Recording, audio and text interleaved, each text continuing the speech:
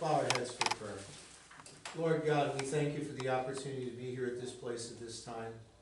Help us to hear and understand your word, and help us to apply that word in the things that we do and the places we go. Amen. Now, when we last left our intrepid explorer, he appeared before a governor named Felix, okay? Remember that? Mhm. What did Felix do to him?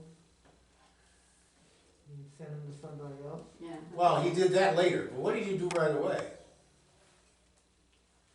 He put him in, Didn't he put him in prison? yeah, Yeah, he put him in prison. For, anybody remember for how long? 2 years. 2 years. Yeah. So he's basically in house arrest prison for 2 years. And the reason you just said it, he was waiting to pass the buck to somebody else. Well, Festus comes along and he's the somebody else. And Festus can't figure out what to do with him. So, so King Agrippa comes aboard. And that's the question. What did Festus do to King Agrippa? He was supposed to decide what happened to him. Right, so he says, I don't want to deal with it. You're hiring me. You deal with it. So now King Agrippa's got him trying to figure out what the heck he did wrong. And as I said, this sounds an awful lot like Jesus, doesn't it? You know, Jesus really didn't do anything wrong, but nobody knew what to do because they were afraid that if they let him go, the Jews would rise up. There'd be a riot. There might be a revolt. He'd lose his job. Nice perks, all that stuff. So now King Agrippa's got him, and he's appeared. Remember, he appeared before King Agrippa, and now Paul is answering him. So would somebody like to read Acts 26:19 to 23? I will. So then, King Agrippa, I was not disobedient to the vision from heaven. First to those in Damascus, then to those in Jerusalem, and in all Judea, and to the Gentiles also. I preached that they should repent and turn to God and prove their repentance by their deeds. That is why the Jews seized me in the temple courts and tried to kill me. But I have had God's help to this very day, and so I stand here and testify to small and great alike. I am saying nothing beyond what the prophets and Moses said would happen, that the Christ would suffer, and as the first to rise from the dead, would proclaim light to his own people and to the Gentiles. So, how many times has this poor man had to go through this same speech? He must have it down by now. He goes to everybody. Yeah, he said the same speech to everybody. So now, King Agrippa, who is not Roman, who knows a little bit about what Paul's talking about, here's the story. And he's probably figuring to himself, oh boy, Festus, thanks a lot. Forget about the next golf outing. You know, you ain't coming with me. So remember what he said. He said he called for people to repent and turn to God. From Roman law, technically that doesn't mean a thing. It's not a sin of any kind. But what it is saying, hey, you know, some people might get a little antsy about this. This could be kind of serious. So then he said, so he tells them to turn to God and to do deeds that match their repentance. In other words, what he's saying is, I'm telling you to reform.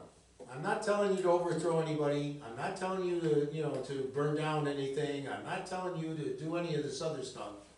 I'm just telling the people to do what they need to do, and it's up to them to do it. So now King Agrippa has this problem. This doesn't fit anything again. You know, so the only thing it technically fits is the Jewish law, which King Agrippa isn't a part of, as the Romans aren't a part of. So now, Festus, while Paul's giving this speech, Festus is still in the room. Okay, he's still in the room. He wants to hear what King Agrippa does. He's hoping that King Agrippa says, okay, I got this one. So Festus can walk away. I got rid of him. Well, that's not exactly what happens. So if someone would read Acts 26, 24 to 31, we'll see Okay. what happens. I got it. At this point, Festus interrupted Paul's defense. "You are out of your mind, Paul," he shouted. "Your great learning is driving you insane." "I am not insane, most excellent Festus," Paul replied. "What I am saying is true and reasonable. The king is familiar with these things, and I can speak freely to him. I am convinced that none of this has escaped his notice, because it was not done in a corner. King Agrippa, do you believe the prophets?" "I know you do." Then Agrippa said to Paul, "Do you think that in such a short time you can persuade me to be a Christian?" Paul replied, "Short time or long, I pray to God that not only you, but all who are listening to me today may become what I am, except for these chains." The king rose, and with him the governor and Bernice, and those sitting with them. After that they left the room. They began saying to one another, "This man is not doing anything that deserves death or imprisonment." Okay. My version says, "And Agrippa said to Festus, this man could have been released if he had not appealed to Caesar." Yeah, that's 32. Yeah, that's the. That's That's the the next verse. That's my point is that, you know, think about this. Now King Agrippa's saying, "What do you want me to do?" So now they decide, well, since he's asked to appear before Caesar, then maybe we should let him do it. Okay, so now the next thing that's going to happen is he's going to go to Rome. Now, you and I would think that this would take a week, a couple of weeks maybe. Well, it doesn't exactly work that way. Let me read to you what it says in the Barclay Bible. It says it very well. When it was decided we should sail for Italy, notice the word "we." What does that mean? He had some of his companions with him. Including the one who wrote Acts, who was Luke. So Luke is writing this in first person. He says, when it was decided that we should sail for Italy, they handed over Paul and some other prisoners to a centurion of the cohort Augusta called Julius. When we had embarked upon a ship of Adramyttium, which is bound for ports along the coast of Asia Minor, we set sail, and Aristarchus, a Macedonian from Thessalonica, was with us. The next day we put in Sidon. Julius treated Paul kindly and allowed him to visit his friends and to receive their attention. Think about this. There's one guy that's in charge of all of these people, and one of them gets lost, he's in big trouble. But he lets Paul visit his friends and whatnot. I'm sure there had to be a guard with him or something. But still. Then it says, we put out from there and sailed under the lee of Cyprus because the winds were against us. When we had crossed the sea, coasting along the shores of Sicilia and Pamphylia, we reached Myca and Lycia. There the centurion found an Alexandrian vessel bound for Italy and embarked us on her. Think about this. They're taking public transportation. That's what they're doing. So that we were making slow progress for many days and had difficulty arriving off Cnidus because the wind was unfavorable. We sailed under the lee of Crete off Salmone. With difficulty we sailed along the coast and reached a place called, of all things, Fair Havens, to which the town of Lasea is near. You know what they mean by lee? They had to sail around these islands on the downwind side. Because if they had gone the other way, they would have hit, all kinds of trouble. So this is taking many days so far. And it's on public transportation. And he's under guard. So let's see what this trip might have looked like.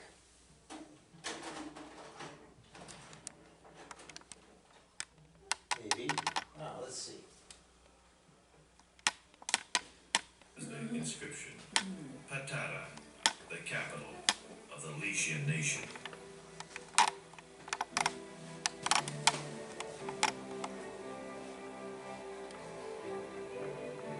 can clearly see the ancient harbor here in Patara.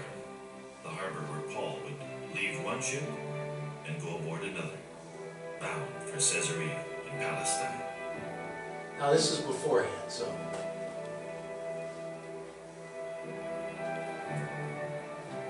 Paul is almost murdered in Jerusalem.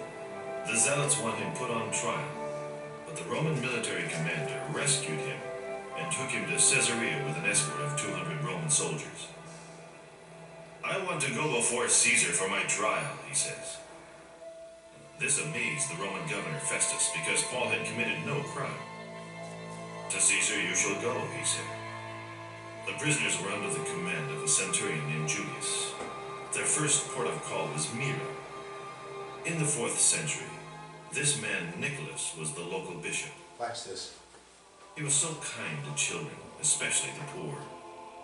He became a saint, and the legend of Santa Claus originates here in Myra with Saint Nicholas.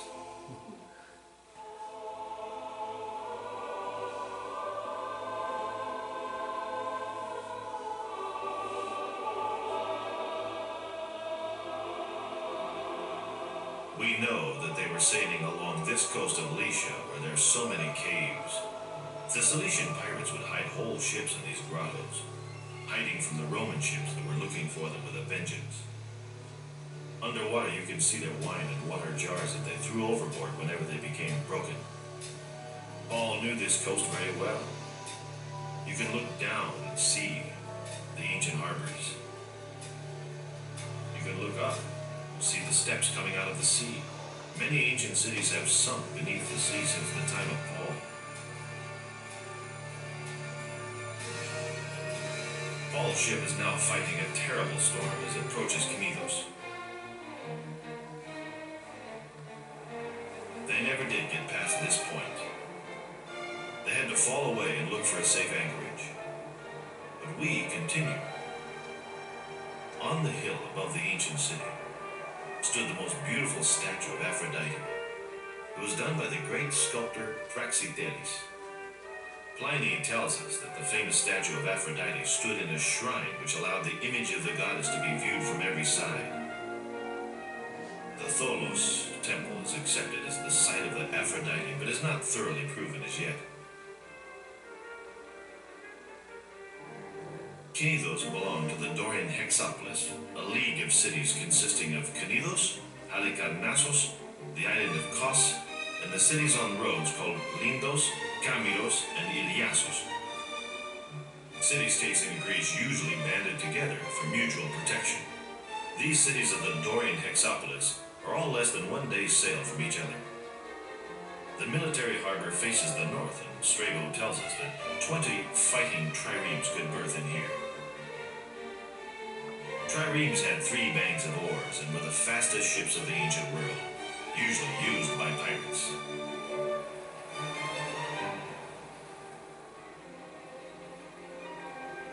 Luke goes on to tell us, "When the wind did not allow us to hold our course, we sailed to the lee of Crete. We moved along the coast with difficulty and came to a place called Fair Havens near the town of Lasea.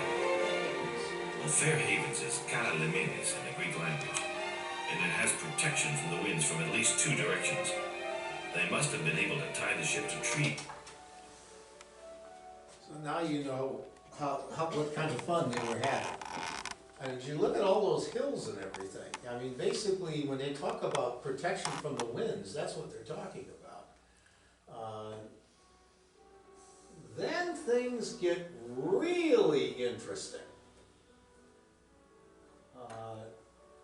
So, would somebody, let me make sure I got it right before we do this.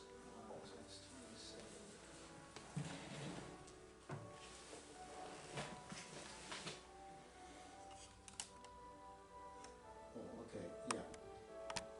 That's 27, Monday, 8, okay, 9 to 20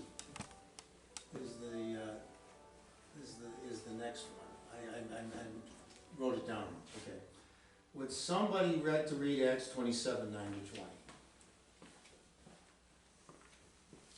Excuse me, 9 to what? 9 to 20.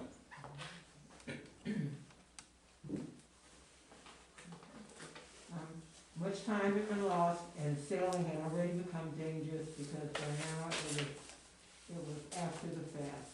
So Paul warned them, "Men, I can see that our voyage is going to be disastrous and bring great loss to ship and cargo and to our own lives also." But the centurion, instead of listening to what Paul said, followed the advice of the pilot of the owner of the ship. Since the harbor was unsuitable to winter in, the majority decided that we should sail on, hoping to reach Phoenix and winter there. This was a harbor in Crete facing both southwest and northwest. When a gentle south wind began to blow, they thought they had obtained what they wanted, so they weighed anchor and sailed along the shore of Crete. Before very long, a wind of hurricane force called the northeaster swept down from the island. The ship was caught by the storm and could not head into the wind, so we gave way to it and were driven along. As we passed to the lee of a small island called Cauda, we were hardly able to make the lifeboat secure. When the men had hoisted it aboard, they passed ropes under the ship itself to hold it together. Fearing that they would run aground on the sandbars of Sardis, they lowered the sea anchor and let the ship be driven along. We took a violent beating from the storm that the next day they began to throw the cargo overboard. On the third day, they threw the ship's tackle overboard with their own hands. When neither sun nor stars appeared for many days and the storm continued raging, we finally gave up all hope of being saved. What do you think about that? And then Paul's a prisoner. He's on somebody else's boat. The pilot's probably thinking, "I gotta get this cargo in a couple of weeks, or I'm gonna lose everything. So the heck with the weather. We're gonna go ahead." Now stop and think what's happened. First of all, they got rid of you ever see these movies where the balloon starts to fall? And what do they do? Let's throw out the cargo. You gotta make it lighter, throw out the cargo. Well, that doesn't work. We'll throw out this and that doesn't work, Well, basically that's what they're doing. When they talk about the lifeboat, if you saw that boat in the picture, there was a small boat that was being towed by it. Well, that's the way they did things. So basically now they lost the lifeboat. They don't have they call it a dinghy in this one. So that would be how they got back and forth, from the boat to the shore. So they don't have that anymore. So they had to, remember it said they had to go underneath the ship and tie it up to keep it from busting apart. And so now everybody's a little edgy. Especially, how did Paul begin this? He says things doesn't look like they're going to go well, folks. And that's exactly what it turns out has happened. So let's see what lies ahead, so to speak. Being battered on the rocks. Julius, the centurion, allowed the prisoners to sleep in this cave. They were here for 2 weeks. Paul had already been shipwrecked 3 times in his life. He knew about the winds of winter. He tried to warn them. "Men, I can see that our voyage is going to be disastrous and bring great loss to the ship and cargo, and to our lives also." The centurion, instead of listening to what Paul said, followed the advice of the pilot, owner of the ship. Luke now tells us, since the harbor was unsuitable to winter in, the majority decided that we should sail on, hoping to reach Phoenix and winter there. Well, Phoenix is a harbor on Crete a little farther toward the west. They weighed anchor and sailed along the shore of Crete. Before long, a wind of hurricane force swept down from the mountains. There were 276 people on board that ship. Wow! For 2 weeks, were driven by the storm across to the islands called Melita, now called Malta. After 3 months, they set out in another Alexandrian grain ship named Castor and Pollux. They sailed to Syracuse on Sicily, and then to Rhegium, and with a south wind. I didn't know they had ships that size. Isn't that amazing? 200 and some people on board this thing. and, it's being bounced around, and it's falling apart, and a little bit, you know, like that. That's more people than were on the Mayflower. How did they, pay for going from ship to ship? And if they were out to sea or whatever, for 3 months, wherever they stayed, how did they support themselves and pay for their supplies? Well, the next section is going to answer that. Okay? And the answer is not all that wonderful. Let's see. Would somebody please, to answer the question, would somebody please read Acts 21 to 26?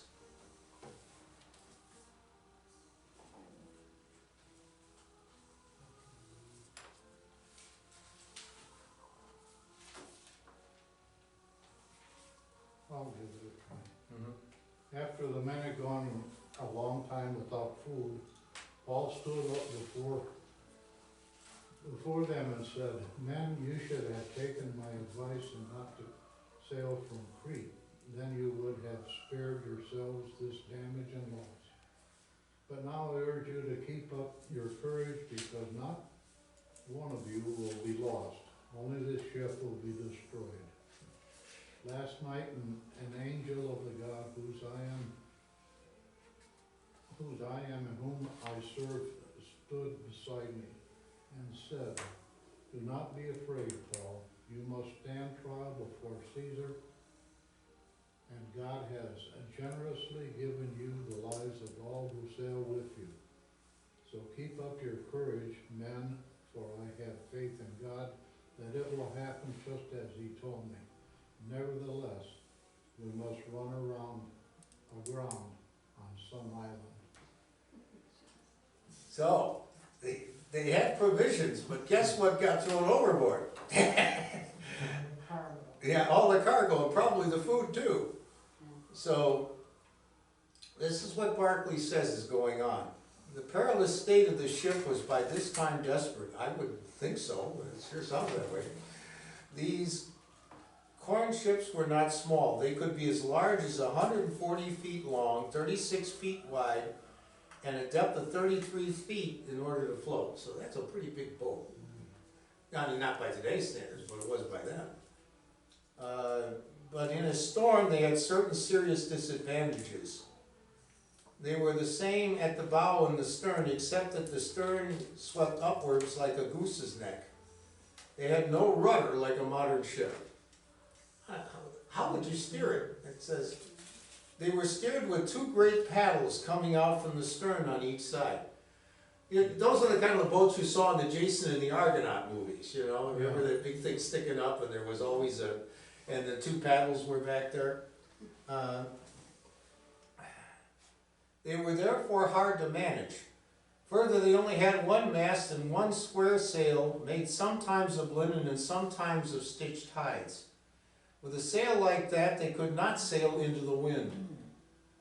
Worst of all, the single mast and the great sail put such a strain on the ship's timbers in a gale, often they sprang out of position so that the ship would sink. So in other words, the post would come out and you had a big hole in the middle. It was to avoid this that they undergirded the ship. That means that they passed ropes under the ship and drew them tight with their winches so that the ship would hold together like a tied-up parcel. It can be easily seen what peril they were in. Then an amazing thing happened. Paul took command. He's the prisoner, right? He's taking command. The prisoner became the captain, for he was the only man with any courage left. It is told that on one of the voyages of Sir Humphrey Gilbert, the 16th century English navigator, the crew of his ship was terrified, and they felt they were sailing right out of the world in the midst of storms and the unknown seas. They asked him to turn back, and he would not do it. He says, "I am as near to God by sea as I ever was by land." The man or woman is the one whose courage stands when the terror invades the hearts of others. So, that's the situation they're in. You asked how they support, well, they're not supporting themselves right now.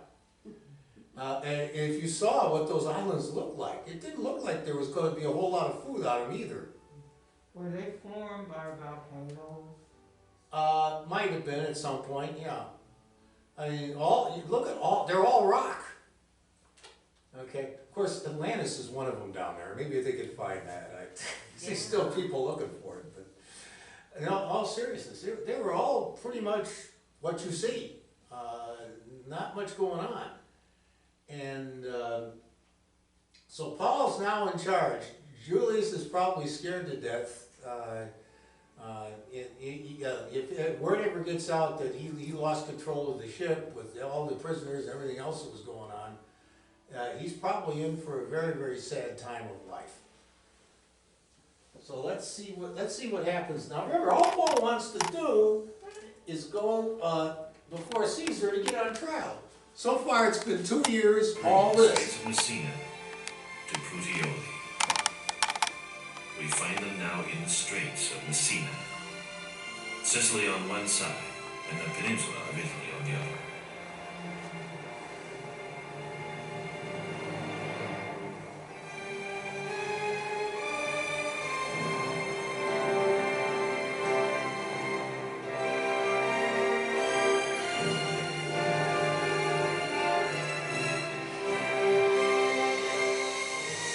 Paul steps ashore in Italy, in this harbor of Puteoli. Just behind the harbor is a market hall where Junius the centurion allows the prisoners to rest for 1 week. Then they all walk the 140 miles to Rome on the Via Appia.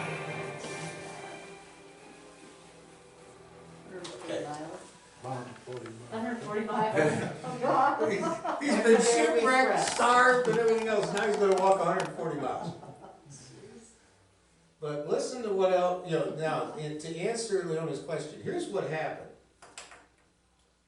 You remember, he's telling you where, the tape told you where he was going. Here's what Luke says. When the 14th night came, we were drifting across in the Adriatic. In the middle of the night, sailors suspected that some land was approaching them. They took a sounding and found 20 fathoms. Since they were afraid that they would be cast up in rough places, they cast 4 anchors out the stern and hoped for the day. When the sailors were trying to escape from the ship and were lowering in the dinghy into the sea on the pretext of being about to send out anchors from the bow, Paul said to the centurion, "If these do not stay in the ship, you will not be saved." The soldiers cut the dinghy's ropes and let her fall away. Oh boy. When it was nearly day, Paul urged them on to take some food. "Today is the 14th day you have spent waiting without food and have taken nothing. So I urge you to take some food, for it is your health, for not a hair of the head of any of you will be lost." When he had said this and then had taken bread, he gave thanks to God before them all and broke it and began to eat. All of them were in good heart and took food. And we who were in the ship were 276 souls in all, and when they were satisfied with food, they lightened the ship by casting the rest of the cargo into the sea.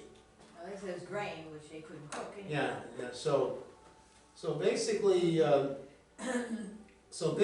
was going to be a mutiny, and Paul somehow was able to stop the mutiny. Again, when he talks to the centurion couldn't have been there by himself. There had to be other guys with him.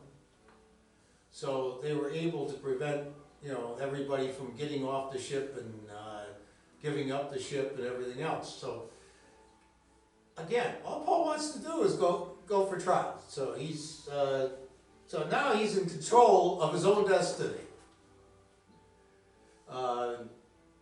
You would have thought Paul would have been Harrison Ford in The Fugitive. Once the bus, remember the bus gets turned over.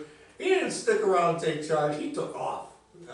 But Paul didn't do that because he knew that was his destiny. Barclay goes on to say, Paul insisted that they should eat. He said he was a visionary man of God, but he was also an intensely practical man. He had not the slightest doubt that God would do his part, but he also knew that the entire group must do theirs. Paul was not one of those people who were so heavenly minded that they were of no earthly use. He knew hungry people are not efficient, so he gathered the ship's company around him and made them eat. You know what he means by so heavenly minded and no earthly use? You ever hear the story about the big flood that comes and a homeowner gets on the roof of his house and all of a sudden his neighbor comes along and he's got a raft and says, hey, why don't you come with me? And he says, no, God will take care of me. Later on, here comes the rescue people in one of those motorized boats. And, we're here to rescue you. No, God will take care of me. Then comes a helicopter. Yells down, hey, we could get you off the roof. And remember, the water's right. Man, get through it. But no, God will take care of me. Well, the guy drowns.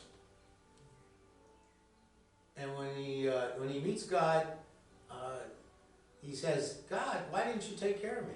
He said, what do you mean why I didn't take care of you? I sent your neighbor, I sent the boat, and I sent the helicopter.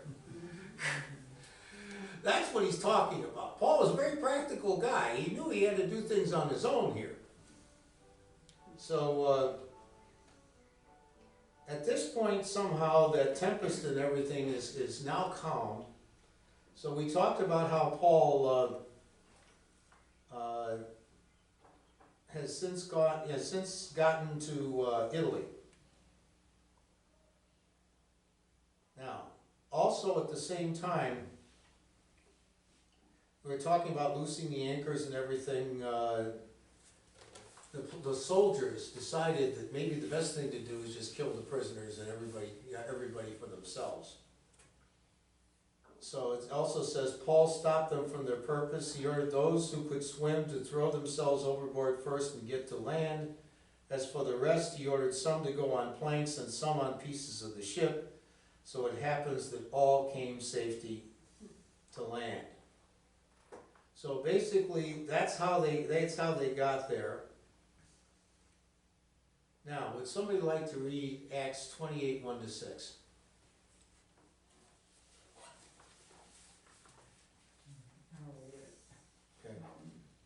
Once safely on shore, we found out that the island was called Malta. The islanders showed us unusual kindness. They built a fire and welcomed us all because it was raining and cold. Paul gathered a pile of brushwood, and as he put it on the fire, a viper, driven out by the heat, fastened itself on his hand. When the islanders saw the snake hanging from his hand, they said to each other, "This man must be a murderer, for though he escaped from the sea, justice has not allowed him to live." But Paul shook the snake off into the fire and suffered no ill effect. The people expected him to swell up or suddenly fall dead, but after waiting a long time and seeing nothing unusual happen to him, they changed their minds and said he was a god. You can't write this stuff. So here's Paul, trying to take charge of a bad situation. I'm assuming this viper must have been a poisonous one. That's what it sounds like.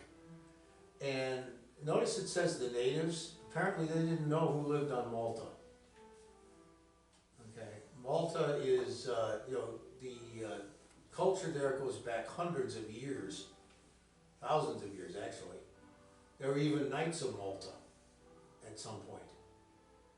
So Malta is also the only island the British had in that area during World War II when it started. So there was a squadron of British planes that attacked all kinds of shipping that was going to North Africa from there. So Malta's been kind of isolated for pretty much forever, and like all the other islands you saw, it was an awful lot of rocks. So the authorized version is a little unkind. It says to the Maltese, it calls them a barbarous people. It is true the Greek calls them barbaroi, but to the Greeks, the barbarians were people who said barbar, that is, people who spoke an unintelligible foreign language and not the Greek language. We come nearer to the meaning when we simply call them natives. So basically, the Greeks didn't know these people, the Romans didn't know these people, and it was good for them that the people, took care of them, as you heard. Now, would somebody like to read 3 verses, Acts 28, 7 to 10? Sure, I can read that. There was an estate nearby that belonged to Publius, the chief official of the island. He welcomed us to his home and showed us generous hospitality for 3 days. His father was sick in bed, suffering from fever and dysentery. Paul went in to see him, and after prayer placed his hands on him and healed him. When this had happened, the rest of the sick on the island came and were cured. They honored us in many ways, and when we were ready to sail, they furnished us with the supplies we needed. So that's how they made the rest of the way. But think about this. Again, Paul's a prisoner. And he just cured a whole lot of people. So think about that. Again, a lot of prisoners would have just said, hey, I'm the prisoner here. You want to let me loose? Okay, fine. So Paul takes care of things, and now he's probably converted another island. Remember what I said about Paul. He takes advantage of every situation that's presented to him. It sounds like what it says in there, that these people might have been called barbarians. Yeah. So here was an opportunity. He saw it. He took advantage of it. You think maybe he had a few converts there by the time he left? How long were they on Malta? It said 3 months. And then this last place showed us hospitality for 3 days. Yeah.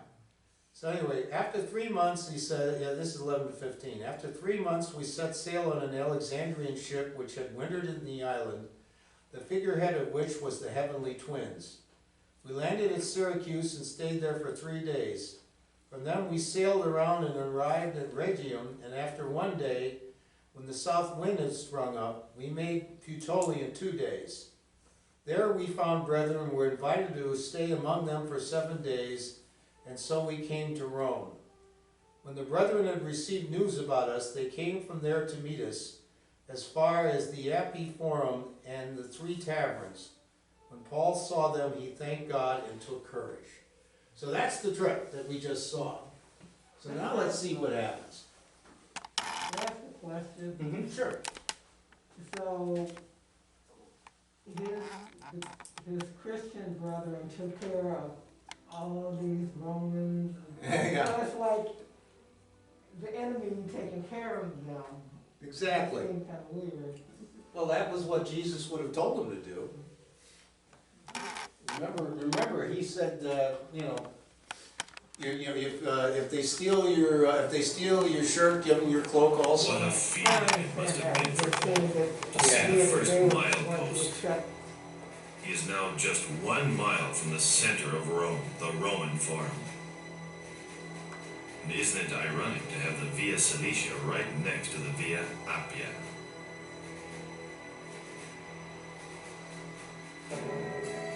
Paul would not have seen this great wall of Aurelian. This was built about 200 years after his death. The wall that Paul would have seen is called the Servian Wall. It was built by the Etruscan king, Servius Tullius, in the 4th century BC.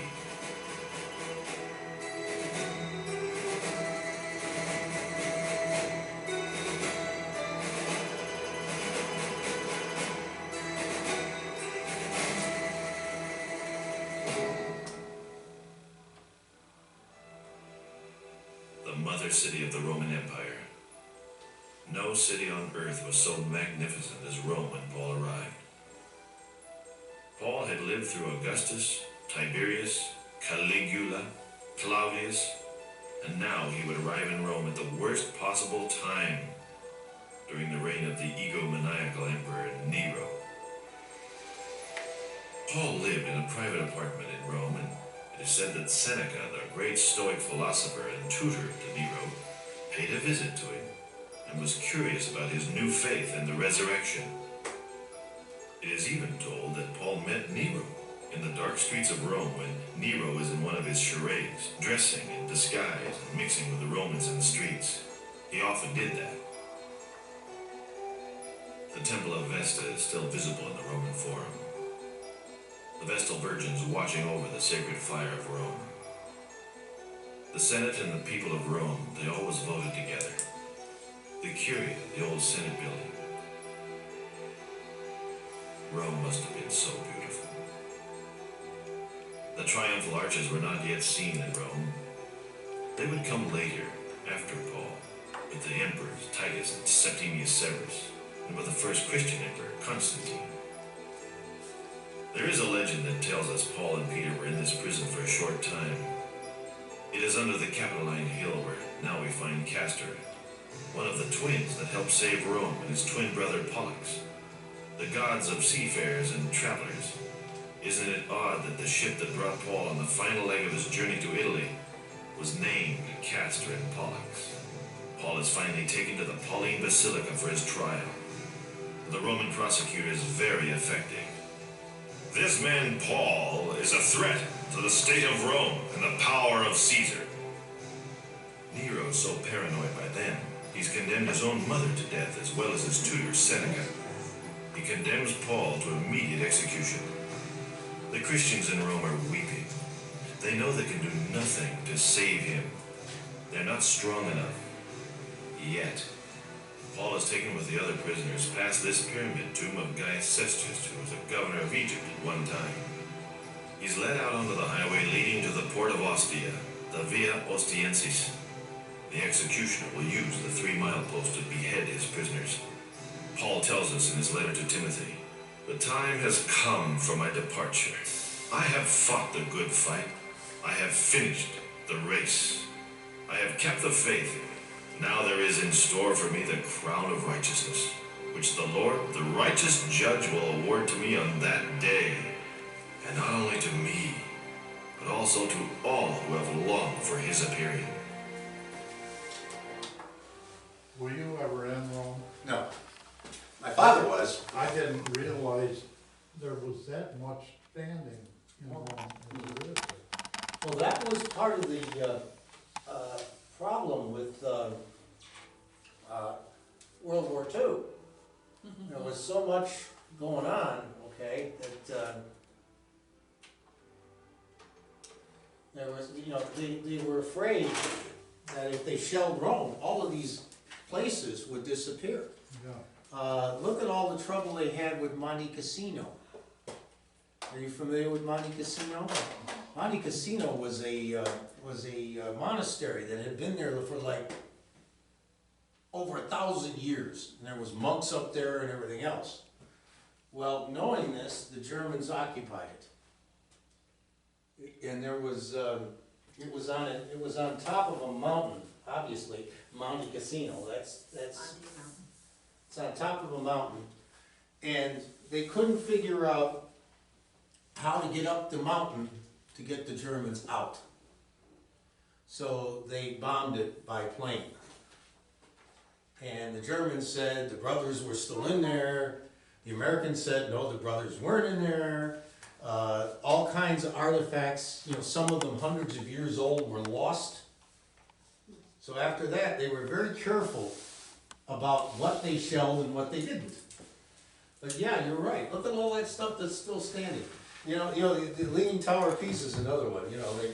They tell Americans that, hey, you got to hold the building up. It's your turn. No, some of these things. That's if you learn anything from the tape, that's what I wanted you to see. These things are thousands of years old, and they're still there. The schools that Cleveland builds don't last 25 years before they start falling apart. And the roads the Romans built 2,000 years, they're still there. We can't build one that lasts 50. They always said that if we ever built like the Romans did, you know, roads would never have to be replaced much at all. But then again, now what are you gonna do with all the construction companies that do this kind of work and all this kind of stuff, you know, you gotta balance all that. But you're right, notice in every town, there was a piece that was still there. And notice how many of them had, you know, the places where the columns just fell over and they left them. And it's incredible. Dr. Peel has visited the area. And every time we would read something about, you know, some city or something, and he would pull out a personal picture of when he was there. That man is an incredible scholar. I mean, I couldn't hold a candle to him to a Bible study. He's forgotten more about this stuff than I'll ever know. But that was the insight he brought. He would bring up these close-up pictures, and he would describe what all of the, you know, you saw all those, you know, eagles and everything. He would describe what all that stuff meant. And you notice how many of those things were actually words on posts and stuff. They're still there. That's amazing, just to see how they were able to chisel in, or how they did those, the names and all that, and the statues were. Yeah, aren't those incredible? Even to this day, they're incredible. So, you know, there's a lot of evidence that showed that Paul exists. See, I'm going to leave you with this. Right now, there's a lot of work going on that's trying to prove that some of the people that we read about in the scriptures were not real. For example, there's a lot of non-Christian scholars who claim that there never was a King David. There's no evidence of him ever existing. And so you say, well, why would they want to do that? Well, if there's no King David, how can Israel own the Holy Land? See, that's their reasoning.